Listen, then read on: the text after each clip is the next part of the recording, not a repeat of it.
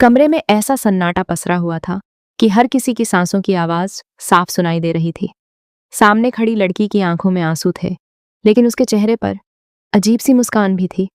तभी सामने खड़ा युवक कांपती आवाज में बोला, इसका मतलब इसका मतलब वो जिंदा है।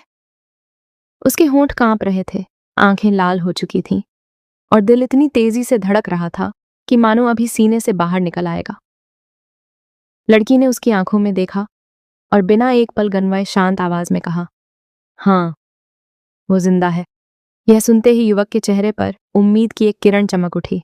उसने जल्दी से पूछा, तो कहाँ है वो? मुझे अभी मिलना है उससे। बताओ कहाँ है वो? लेकिन लड़की का अगला जवाब सुनकर वहां मौजूद हर इंसान हैरान रह गया।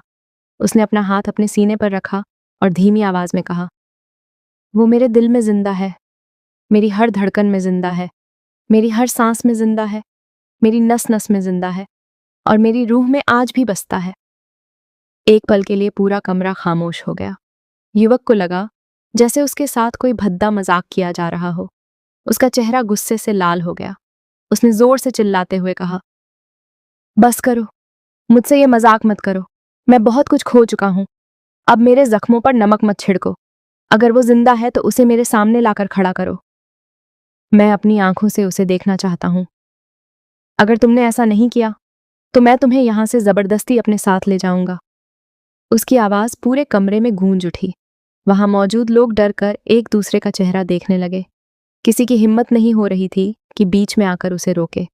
लड़की ने उसकी तरफ देखा। उसकी आंखों में डर नहीं था, बल्कि दर्द था। उसने धीरे से कहा, तुम अभी भी कुछ नहीं समझ रहे हो। युवक और ज्यादा बेचैन हो गया। क्या समझूं? आखिर क्या समझूं? इतने सालों से मैं उसी एक इंसान को ढूंढ रहा हूं। हर शहर, हर गली, हर अस्पताल और हर जगह उसे तलाश चुका हूं। और आज तुम कह रही हो कि वो जिंदा है, लेकिन सामने नहीं आएगा। आखिर क्यों? लड़की की आंखों से आंसू बहने लगे। उसने कांपती आवाज में कहा, क्योंकि कुछ लोग शरीर से चले जाते हैं, लेकिन प्यार से कभी नहीं जाते। वो आज भी मेरे साथ है। मेरी हर धड़कन में उसका एहसास है। जब भी मैं अकेली होती हूं, उसकी बातें मेरे कानों में गूंजती हैं। जब भी मैं टूटने लगती हूं, उसकी यादें मुझे संभाल लेती हैं। इसलिए मैंने कहा कि वो जिंदा है। यह सुनकर युवक का धैर्य पूरी तरह टूट गया। उसने गुस्से में पास रखी मेज पर जोर से मुक्का मारा।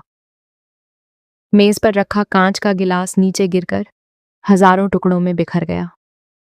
कमरे में मौजूद हर इंसान सहम गया। युवक की आंखों में अब सिर्फ गुस्सा नहीं, बल्कि पागलपन साफ दिखाई दे रहा था। उसने तेजी से लड़की की तरफ कदम बढ़ाए और उसका हाथ पकड़ने की कोशिश की, लेकिन लड़की एक कदम पीछे हट गई और तेज आवाज में बोली, खबरदार, मुझे हाथ लगाने की कोशिश भी मत करना। उसकी आवाज में ऐसा आत्मविश्वास था कि युवक एक पल के लिए वहीं रुक गया। लेकिन अगले ही पल उसने फिर कदम आगे बढ़ाए और बोला, तुम मेरे सब्र का इम्तिहान मत लो। अगर तुमने सच नहीं बताया तो मैं किसी भी हद तक जा सकता हूं। सब अब मुझसे हूं।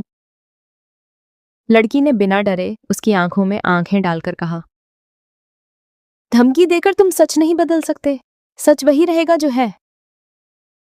अब वहां मौजूद लोगों को लगने लगा कि मामला हाथ से निकल चुका है।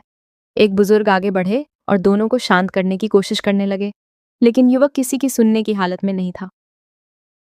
उसके दिमाग में सिर्फ एक ही सवाल घूम रहा था, अगर वह सच में मर चुका है तो लड़की बार बार क्यों कह रही है कि वह जिंदा है? क्या उसके पास कोई ऐसा राज रजिस्टेलड है जिसे वह दुनिया से छिपा रही है? या फिर इस कहानी के पीछे कोई ऐसा सच दफन है जो बाहर आते ही सबकी जिंदगी बदल देगा? लड़की ने अपनी मुट्ठी कस ली। उसके चेहरे पर अब दर्द की जगह दृढ़ता दिखाई दे रही थी। उसने मन ही मन एक फैसला कर लिया था कि चाहे कुछ भी हो जाए, वह उस राज को किसी के सामने नहीं आने देगी। लेकिन उसे यह नहीं पता था कि आने वाले कुछ ही पलों में एक ऐसा शख्स इस कमरे में कदम रखने वाला है जिसकी एंट्री इस पूरी कहानी की दिशा ही बदल देगी। जैसे ही बाहर से किसी के कदमों की आवाज सुनाई दी, कमरे में मौजूद हर इंसान का ध्यान दरवाजे की तरफ चला गया। दरवाजा धीरे धीरे खुलने लगा और उसे देखते ही लड़की के चेहरे का रंग उड़ गया। जबकि युवक की आंखों में उम्मीद की चमक लौट आई। आखिर दरवाजे पर कौन था?